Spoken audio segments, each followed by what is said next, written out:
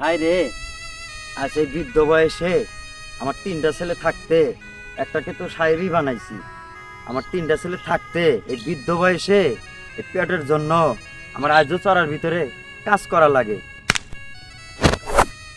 আহ কি হইলো? পাও তো সোজা হয় না। আহ ই ওমা, ও বাবা। চাচা, আপনি হৃদয় স্যারের বাবা না? হ্যাঁ বাবা, আমি হৃদয় স্যারের বাবা। ও আল্লাহ, ও ও বাবা রে। চাচা, বাবা, আমার তো মনে হয় আপনার পাউডার ভাঙে গেছে। কি কয় বাবা? তাহলে আমার তো 3টা সন্তান, কেউ খবর না না। আমার খবর এখন কেন নিব বাবা? ও মা রে। চাচা, আপনার যে অবস্থা, চলেন আমি আপনার বাড়িতে নিয়ে দিয়ে আসি। চলো বাবা চলো। চলেন চাচা। ও মা, মা রে, ও মা। চাচা, আপনি মনে হয় হাইডা যাবের পাইবেন না, চলেন আপনি নিয়ে যাই আমি। চলো বাবা চলো। ও মা, ই ও মা, ই ও ও বাস্তা। ই চাচা, বাবা আমাকে হিন্দি নেবে দিয়ে যাও বাবা। কেন চাচা, আপনার বাড়িতে নিয়ে দিয়ে আসি? না, আমাকে হিন্দি নেবে দিয়ে তোমার ভাই করে একটু খবর দিও। ও আচ্ছা চাচা। মা, মানে ও মা।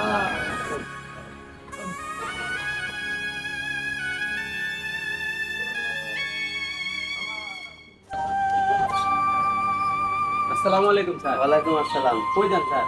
আমি তো একটু শপিং এ যাচ্ছি। স্যার, আপনার বাবার তো পাও ভাঙে গেছে। পা কিভাবে ভাঙলো? আমি রাস্তা দিয়ে যাইতেছি, দেখলাম যে আপনার বাবা রাস্তায় পড়ে রয়েছে। পরে আমি দেখলাম যে আপনার বাবা, পরে ওনাকে নিয়ে আমি আসার সময় আপনাদের ওইখানে একটা গাছ আছে ছায়া, তো ওইখানে রাইতে আসছি। পরে বলছে যে বাবা আমার ছেলের একটু বইলো যে আমি অসুস্থ আসার জন্য। ঠিক আছে চলো। আচ্ছা স্যার। আচ্ছা ঠিক আছে। আচ্ছা ঠিক আছে, তুমি তাহলে যাও। জি, স্যার। আমি আমার ভাইদের ফোন করে আমি আসতেছি। যাও। আচ্ছা।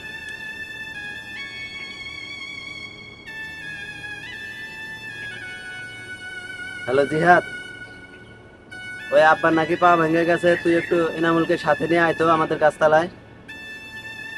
তাড়াতাড়ি আয়, আমি তো শপিং এ যাব।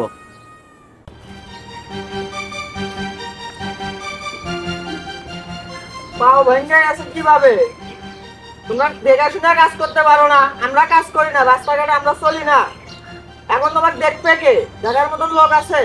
ও বাজান, আমি তো জমির থেকে আসতে উজুত খেয়ে পড়ে যা আমার পা ভাঙছে, আমি তো আর ইচ্ছা করে ভাঙি নাই। এখন আমার যে অবস্থা, আমি তোমার খোঁজ বাস নিবার পাবো না। মেজো ভাই আছে, মেজো ভাই বলো, মেজো ভাই তোমার খোঁজ খবর নিবো। আমি পারবো না খোঁজ খবর নিতে। ও বাজান, তুই একটু দেখ না আমার। আমি তোমাকে কিভাবে দেখমু? আমি চাকরি নিছি মাত্র 2 মাস ধরে।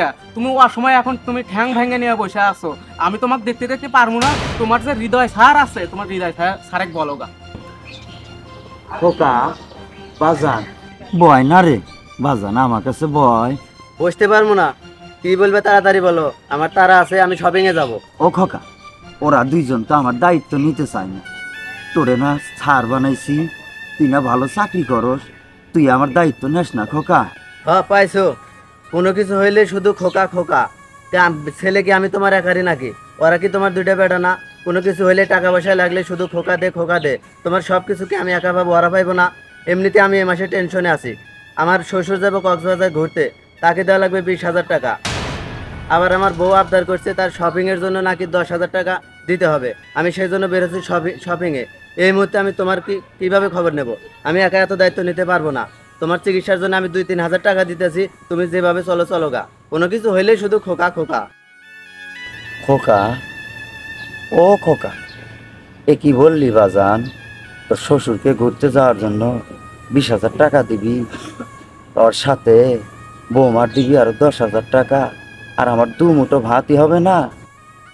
খোকা, তুই কি জানিস তোকে সার বানাইতে গিয়ে কতদিন না খেয়ে থাকছি, না খেয়ে কত রিক্সা চালাইছি। খোকা, আমার এই 2 মুঠো ভাতই হবে না।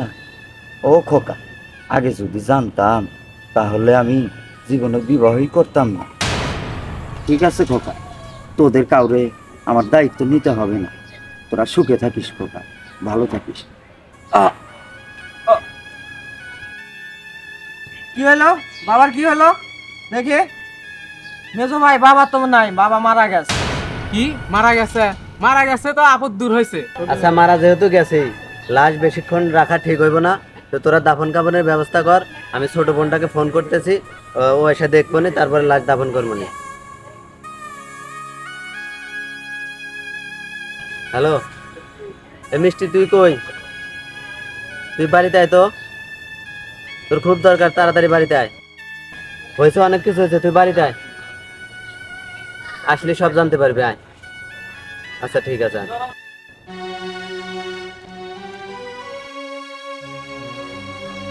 কি হয়েছে বাজান? আপা ঠিক রয়েছে কে? মিষ্টি তুই আইছ? আব্বা তো নাই, আব্বা তো মারা গেছে। আল্লাহ, কি কয়? বাজান, ও বাজান, বাজান, ও বাজান। মিষ্টি, কান্না করিস না, বাপ মা তো চিরদিন সবার বেঁচে থাকে না। মারা যেহেতু গেছে, লাশ বেশিক্ষণ রাখাও ঠিক হইব না। চল আমরা দাফন কাফনের ব্যবস্থা করি। কান্না করিস না বোন, কান্না করিস না। এই তোরা আবার লাশ দাফন কাফনের ব্যবস্থা কর। ভাই, তাহলে লাশ বেশি কতন বাইরে না রেখা তাহলে দাফন কাফনের ব্যবস্থা করে হলাই। দাঁড়ান, আগে লাশ দাফন করা যাবে না, আমার একটা হিসাব আছে। কিসের হিসাব? হিসাব হচ্ছে আমি আপনার বাবার কাছে 4 লক্ষ টাকা পাই। কিসের টাকা পান আপনি? আমাদের একটু খুলে বলেন। আর বাবা তো মারা যাওয়ার আগে কোনোদিন বলে নাই যে আমি 4 লক্ষ টাকা ঋণ করছি। আপনার বাবা বলছিল টাকার বিষয়টা গোপন থাকবে, তাই এখন আমার টাকাটা বুঝিয়ে দিয়ে আপনার বাবার লাশ দাফন করে। বাপের ঋণ করছে, বাপের ঋণ বাপিয়ে দিক গে। আমরা বাপের ঋণ দিতে পারবো না। এমেজো ভাই, তুমি কি দিবা ঋণ? টাকা দিয়ে দিবা? না, আমরাও দিতে পারবো না। তাহলে আমি টাকা দিতে পারবো না। তাহলে টাকা ছাড়া আমি লাশও দাফন করতে দেবো না, আর এটাই ফাইনাল। ভাই, আপনার টাকা আমি পরিশোধ করবো। বাবার আপনার কষ্ট হইতেছে, আপনি লাশটা দাফন করতে দেন। ঠিক আছে, তুমি টেনশন করো না, আর তোমার বাবার লাশ দাফন করো, সমস্যা নাই। তোমার বাপ ঋণ করে নাই, আসলে তোমার বাপ তোমাদের জন্যই টাকাটা রেখে গেছে আমার কাছে। আর আমি সেই টাকা দিতে এসে এই উত্তরাধিকারী খুঁজতে গিয়ে দেখলাম আসলে এরা মানে টাকা নেওয়ার যোগ্য না, একমাত্র তুমিই টাকা নেওয়ার যোগ্য। ঠিক আছে, তোমার বাপ আমার কাছে 4 লক্ষ টাকা পাবে। আজকে লাশ দাফনের কাজ শেষ করেন, আগামীকাল এসে আমি টাকা ওনার হাতে দিয়ে যাবো ইনশাল্লাহ।